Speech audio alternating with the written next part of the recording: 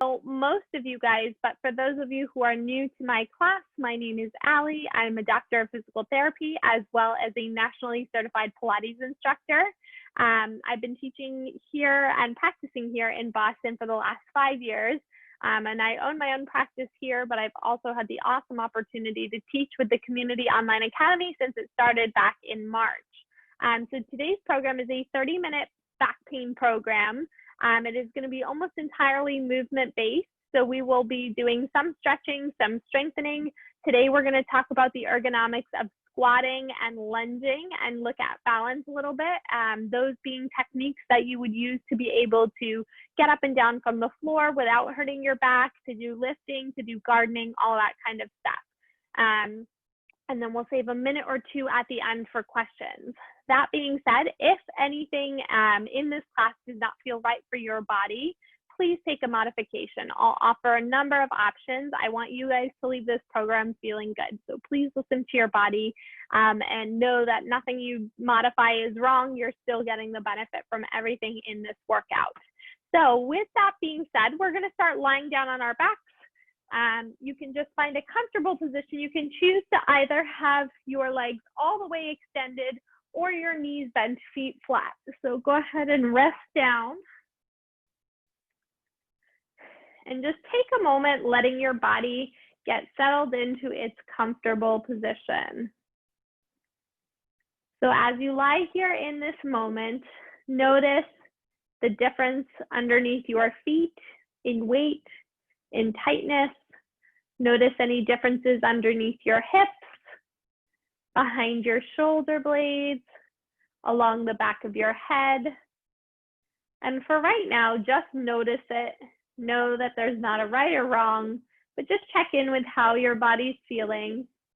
We're going to start to increase our breathing patterns and our attention to our breathing patterns here, taking inhale breaths in through the nose and exhale breaths out through the mouth. Inhale to open up through the rib cage. Exhale to let it go. Inhale, open up, expand. And exhale to release. Good. As you're opening your breath, feel your rib cage start to press into the back of the mat. So we're going to talk a little bit today about neutral spine positioning. If that's a new term for you, that's okay. We'll go over it. Try one more big expansive breath here, and then let it go. So the neutral spine position follows the natural curve of your low back, and we're going to use that for a lot of exercises we do today. So what that means is that there may be a small space under your low back, but there should be very minimal space under your rib cage.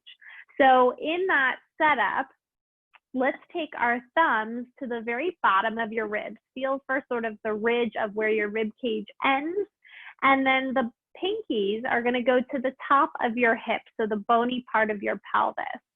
So once you find those two landmarks, we're going to start with some gentle pelvic tilt. So you're going to think about closing that space and then opening the space. So the space between the ribs and hips gets smaller and then it gets bigger. And this can be within your comfortable range of motion. Okay, so if this is the first movement you've done today, it might be pretty tight to get started. It might be just a centimeter or so of movement, and that's fine. Underneath your fingers, you're feeling the opening and closing of both the ribs and the hips. Good, so we're just starting to introduce some movement into our lower back. That's it. Try 3 more like this. And 2 more here. Good, 1 more time. And then settle somewhere right into the middle. Now again, you may have heard before when doing abdominal work, you need to press your whole low back down into the mat. You actually really don't need to do that, especially with lower back pain. It's okay to leave a very small space under your waistband down at your low back, but you do not want space under your rib cage. So continue to think of pressing the back of your ribs down. And from here, we're going to start to gently rock our legs from side to side. Let your legs go only as far as they can without pain or discomfort, but also without lifting your ribs. It's okay for your hips to lift here, but see if you can keep your rib cage down on the mat as you gently rock. Good. Now, slowly as you continue to rock, separate your feet a little bit wider and continue with that side to side movement. So as we widen our stance with our feet, we're bringing this rotation stretch a little bit more into our hips, which is going to be helpful for us when we get into our balance and lunging work later in class today. So nice and easy here. Ribs are still down onto the mat. Good. We'll try 3 more. Nice and gentle for 2. And 1 more time here. Excellent. Now from this position, go ahead and walk your feet back to a parallel alignment in line with your hips and reach your heels close enough to your body to be able to tap them with your fingertips. So once your feet are grounded down into the mat, bring your fingertips back to the bony parts of your hips and the bottom of your rib cage. That space should not change as we go into our bridge. So when you lift and lower, try and keep the space between your ribs and hips the same. The reason we look at that is because this helps us to keep a neutral spine. And when we maintain a neutral spine, it creates what's called a hip hinge. Hip hinging means that we are bending from our hip joint, not from our back. So our back actually doesn't move. Now, if you notice at the top that your rib cage is actually starting to lift up, so that space is getting bigger, try softening your ribs as though you're connecting them towards your hips and continue. Ground down equally into both feet, feel the pressure even under both feet, and continue to lift and lower here in this hip hinging type movement. You should feel the work in your glutes, your butt muscles, and if you're not sure, you can always take one hand just to check in. Good. We'll try 4 more here. That's it. Last 3. Good. Last 2. And last time here, drop the hips down, take a little rest. Okay, so we're going to get into a little bit of abdominal work here. Now I want you to keep your hands on your rib cage. So once again, in that neutral spine setup, your rib cage should stay on the mat. So we're going to start really nice and easy. We're just lifting our legs one at a time off the floor. And I want you to see if as you lift your legs one at a time off the floor, can you keep your rib cage down on the mat? And so if this feels tricky, I want you to just stay here, practice this. If this is feeling easy, you say, no problem, ribs are down, I'm good. Go ahead and lift both legs up. Now, when you lift both legs, if your ribs lifted, reset for a moment, maybe just hold here. Otherwise, you have the option to extend one leg out at a time towards the center of the room. And so as you extend one leg, again, only go as far as you can keep your ribs down.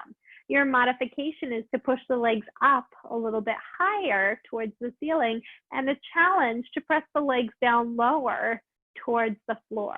And again, you don't want to take that challenge that's so much that your ribs lift, because that actually turns your core off. You want that sweet spot where you can keep your ribs down, but still feel the challenge. Good. 3 more. And 2 more. Last time here, hug both knees in towards your chest and take a gentle stretch. Massage your low back out from side to side. Now, from this position, go ahead and rock yourself right on up to a seat. We're going to flip on over to an all fours setup. So from here, hands are going to fall directly underneath your shoulders. Knees are directly underneath your hips. Spine is long, shoulders drop away from your ears. So go ahead and allow your rib cage to drop down to the floor intentionally, and then lift your ribs away from the floor. Rib cage drops down away from the floor and lift up away from the floor. So allow the ribs to drop, and this is just within your comfortable range of motion, but we're working to try and find that same neutral spine in the all fours setup. We'll try one more time just like this. Good. Last time here. Good. So now we can assume with our ribs up and lifted that we are close to our neutral spine. So we're going to try that hip hinging again. Imagine that I placed a tray of really full waters on your low back. You want to keep it there as you shift front to back. So it's small, it's slow. You're trying to keep your back still as you bend at your hip. So just like that hip hinging and bridging, we're trying that hip hinge position in the all fours setup. So you might notice as you sit back that your back wants to arch or maybe it wants to round. See how far you can keep it totally flat with your shoulders away from your ears. Good. Try about 3 more here. That's it. Last 2. Last time just like that. Now, if you'd like a little challenge, walk your hands forward. We're going to lie all the way down onto our stomachs. You can come down onto your stomach in any way that's comfortable. From here, just separate your feet a little bit wider than hip distance. Place your hands directly underneath your shoulders. Bring your elbows in nice and narrow. Slowly start to lift your chest up. We're going to press our heart up and tall. You can lift just your upper back. You can lift all the way into your lower back. Whatever feels comfortable for your body. Give that a little try here. And as you're lifting and lowering, keep your hips down as long as you can to increase the stretch through the front side of the body, but also dropping your shoulders away from your ears, shining your heart forward, nice and smooth, nice and gentle. Keeping the feet down and heavy. You can choose to hold this if you would like, but I find that moving in and out of the stretch helps my body to really get a little bit deeper with less discomfort because it's warming up my spine as I move up and down. Good. 3 more here. That's it. Good, guys. Lower down, last 2. And lower all the way down. Good. 1 more time. Lower all the way down. And this time we'll push ourselves up and back. And we're going to allow our spine to round. So sitting back on our heels, letting our forehead maybe even rest down onto the mat. If you have shoulder sensitivity, you can certainly bend your elbows, but try and walk your fingertips forward. And feel that stretch through the back side of your body here. Taking a big inhale breath in and exhale breath to let that go. Try 1 more big breath here and an exhale breath to release. Good. Gently come on up. So we're going to do the next part of our class in standing. And I said this to a few of you before class, but for those of you who signed in a little bit later, if you know that your balance is off a little bit, we are going to try some balance work. I just recommend that you find a place that's near a wall or a couch or a chair, something that you can hold on to. So let's all come up to standing. You can adjust your camera here so that I can continue to give you some form and feedback. So far in our class, we've done some forward bending, some backwards bending. We're going to try some sideways movement here. So separate your feet just a little bit wider than hip distance. Feel your feet press down into the floor. You're going to take your right arm up and over and slide your left hand down towards your left knee. Now, normally, sometimes I see people do this stretch and it creates a lot of compression through the left side body. I want you to minimize that compression by pushing down into your left foot and lifting your left rib cage away from your hip. So that actually increases the stretch on the right side, but minimizes the compression through the left. So you're pushing down into that left foot, reaching up and over with that right arm. We'll hold for 1 more big breath here. And then same thing on the other side. This time, right hand goes towards your right knee. Your left arm goes up and over. Instead of just compressing this right side, I'm pushing down into my right foot and lifting my rib cage on the right side up towards the ceiling to give me that nice side stretch through the left. Try breathing in to your left side body here. We take 1 more big breath And then we try the other side once again. So left arm slides down, right arm reaches up and over. Find that lift by pushing down through your left foot. Feel that strong base of support underneath you, lifting the rib cage up off your hips. Good. Hold and breathe. Take one more deep, expansive breath into your rib cage. And then let it go. We come all the way back down. Last time here, reach up and over sideways. You're gonna slide that right hand down your right knee, push down into the floor, draw the rib cage up.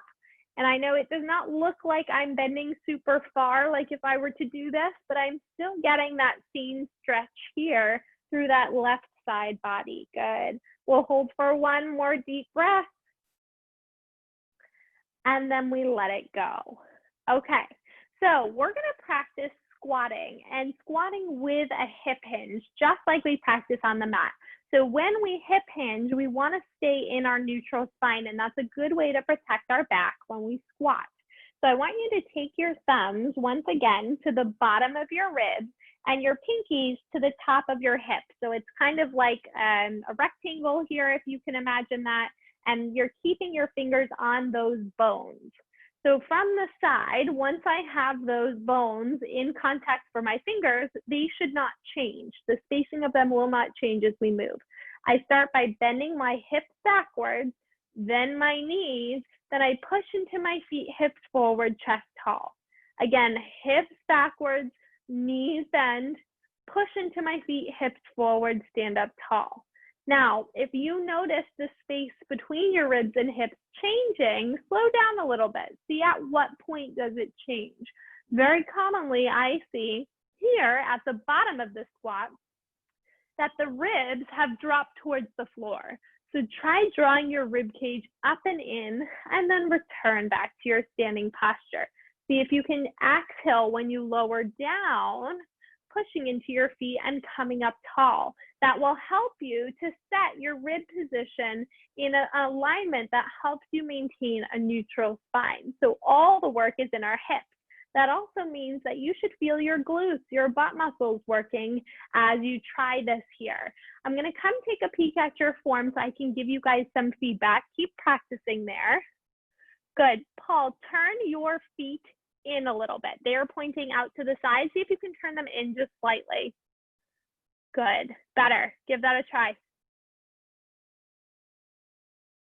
More, you get knee sensitivity there. Sit your hips back a little bit farther. So bend your hips and then your knees. Hips, then knees, and come back up. Slow it down just a little bit. Good. Nancy, try and allow your head to tip forward a little bit. So you're keeping your head lifted. Let your head tip forward so it follows the rest of your spine. Good. Ramani, those look good. Manju, no problem. Thank you for letting me know. Good, Janice. Nice form.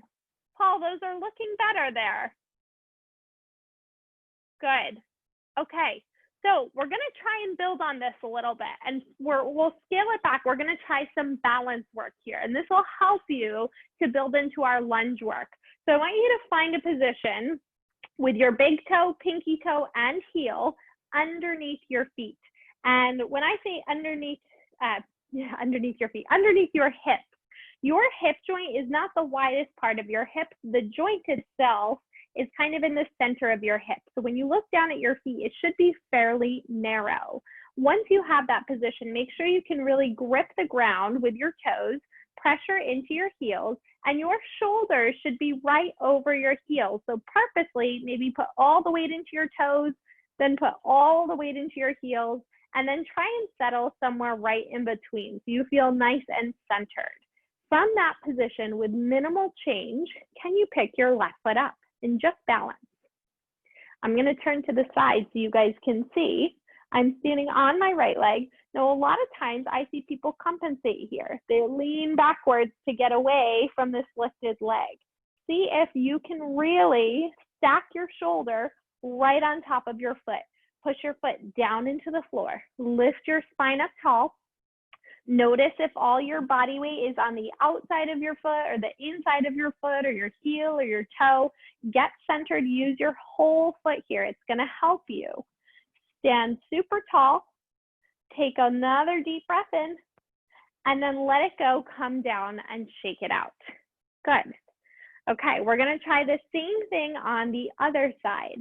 So recenter, get your body weight centered to start. You wanna give yourself a strong foundation before you move here. Push down into your left foot and try floating your right leg up. And again, notice maybe you started to round forward, or maybe you're kind of tipped to the side to get yourself lifted. Center your shoulders right up over your hips, both forward and sideways. Push down into your left foot. A little trick here is that your left glute should be working to help you here. You can always check back, see if you can feel your glute firing. Stand super tall, soften your toes a little bit, chest open. We hold and breathe for 10, 9, 8, 7, 6, 5, 4, 3, 2, and 1. Come all the way down. Okay, so we practice balance as a way to give us some information about what we should do for lunging. So hopefully, well, I shouldn't say hopefully, likely you felt that one side was a little bit more stable or maybe stronger than the other. If you felt really symmetrical, that's awesome. Good for you. I think most of us feel like we have a little bit more confidence on one side than the other. So we're going to use that to help us with lunging. So one of the limitations of our squat is that we cannot keep a neutral spine all the way to the floor. Most people cannot. So if we need to do something on the floor, let's say scrub the floor, garden, or whatever that may be, we're going to use a lunge to get there. And that allows us to get down holding our neutral spine. So my left leg is a little bit more stable for me. I want you guys to think about what your stable leg is. You're going to keep your stronger, more stable leg in front. You're going to step your maybe a little bit weaker or shakier leg about 2 feet behind you. So take a big step backwards. From here, both of your hands go onto your front knee and you're going to lower down onto the floor.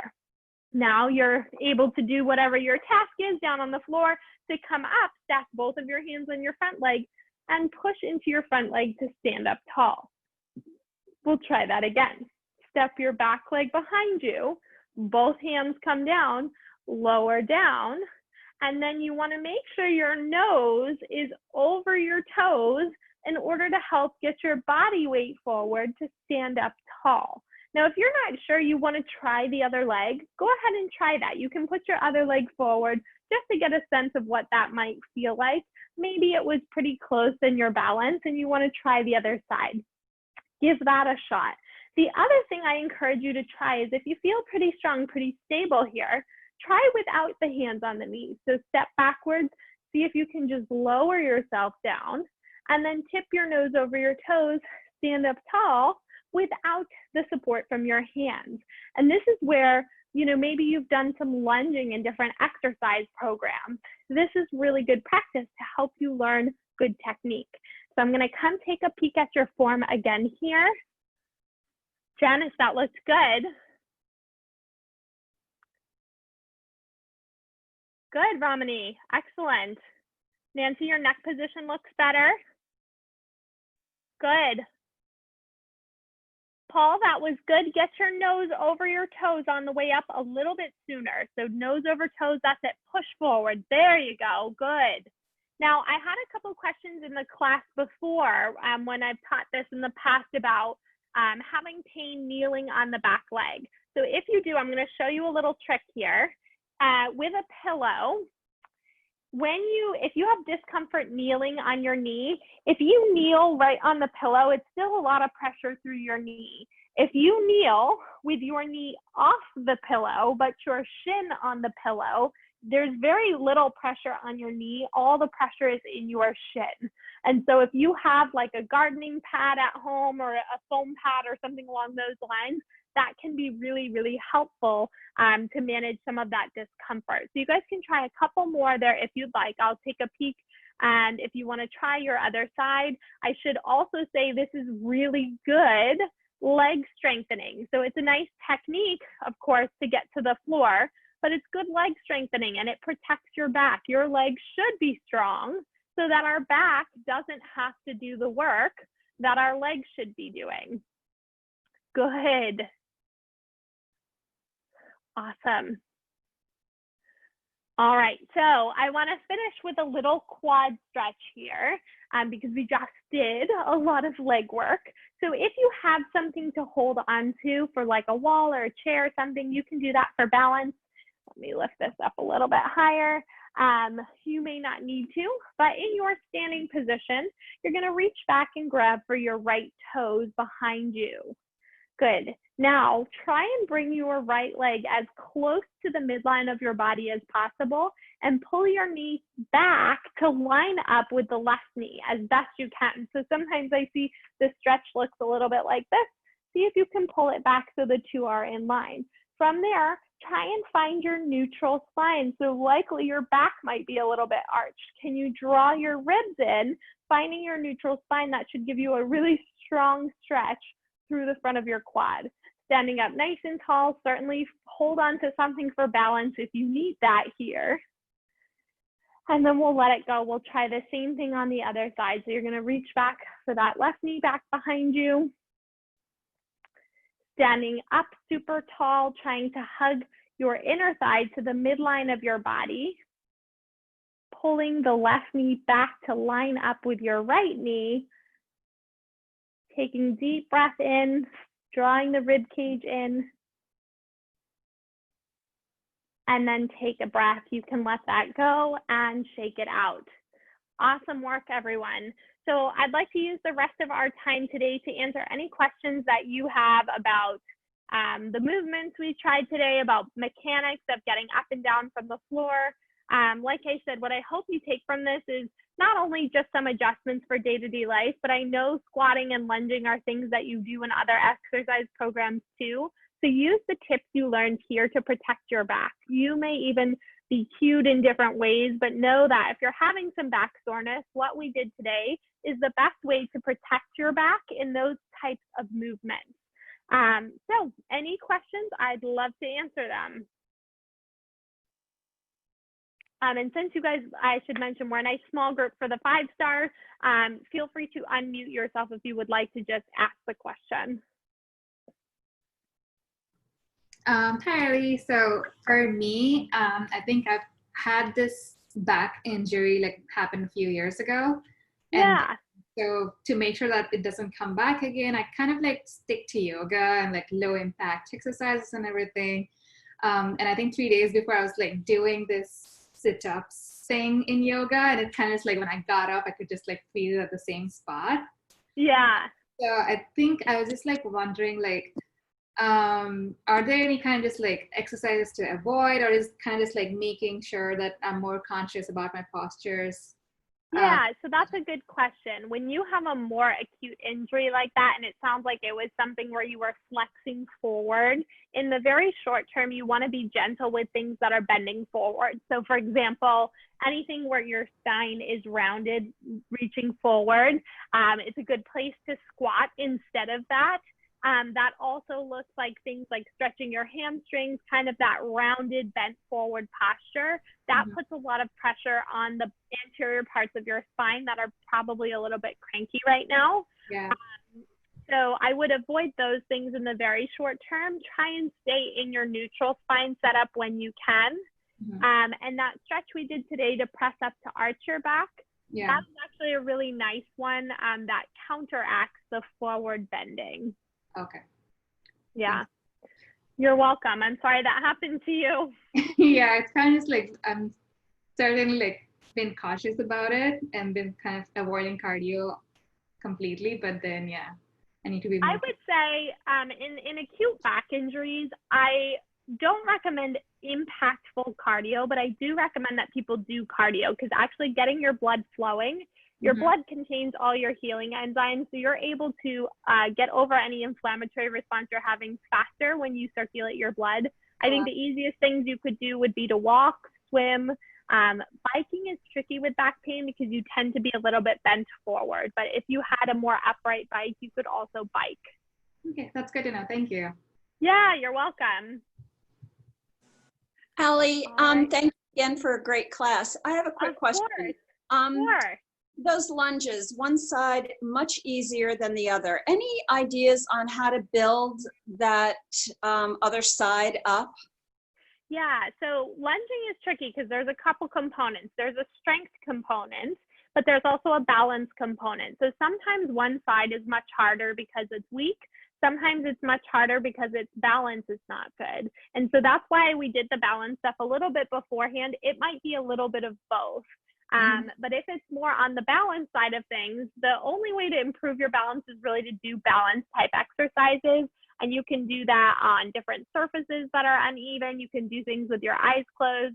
If it's strength, you may actually need to spend more time on that side. And that's okay. I think people are often afraid to be a little bit asymmetrical in their workouts. But if one side is way weaker, let it catch up. Maybe you do 2 or 3 sets on that side and 1 on the other side to help boost your symmetry from side to side. All right, thank you. Sure. Terry, you asked a good question on here. Do I do any days other than Thursdays? So the Community Online Academy just runs on Thursdays, and you can rewatch videos on any day that's not a Thursday. You can watch them on Thursdays too. You can watch them at any time. They're replays from the previous weeks, and even today's session will be posted tomorrow. I do work at a full-time job. I own a clinic here in Boston, so I am working on all the other days, but just doing the Community Online Academy on Thursdays. Any other? Yeah, Ramani, what's that? So when you have the back pain, like what postures like do you suggest? Like if it's like lying down or like sitting, like what are the postures that are suggested? Because like I've been mostly lying down. I think sitting is probably the worst. Standing is okay and lying down is okay, but in general with back pain, really staying in one posture, no matter what the posture is, for a long time will probably make you a little bit sore. So keep moving in small ways, but I would say between standing and lying down, those are both good. Sitting is what you want to minimize, especially in that more acute back pain episode. Okay. Yeah. Terry, you're right. I cannot hear you. Let's see. You're very quiet. So Terry, you're unmuted, but you're very quiet. Try again. Okay, can you hear me now? Yes. That's better, good. Right, so it looks like I'm the only one from the UK at the moment, but I want to ask a question. I have unfortunately gone through a lot of cancer treatment, and I have been left with a lot of nerve damage, which has given me neuralgia, and I do get a lot of sciatica. So most mornings I find it very difficult to get out of bed until I get moving. I just didn't know if there was anything you could recommend, any stretches or things that I could do in bed that could help me get up a bit easier. Yeah, that's a great question. So actually the first 3 exercises we did this class, which was the very gentle pelvic tilt, the very gentle side to side rocks, and then the side to side rocks with the legs a little bit wider. Those can be done in bed, and those are really nice to introduce super gentle movement to your back before you get out of bed for the day. So if you can do that, like the moment you wake up before you even roll over to get out of bed, I don't think it will totally diminish it, but at least it will warm up your back a little bit. So then the act of getting out of bed isn't super irritating. That would be lovely, because I mean, I want to do all your classes, but some of the things I can't do because I physically can't get my body into the position, but I do find them. I do all your classes when I can fit them in, and I love them. You are brilliant, so thank you. Oh, awesome. Thank you, Terry. Well, thanks for joining in. Thank you to all of you guys for joining in.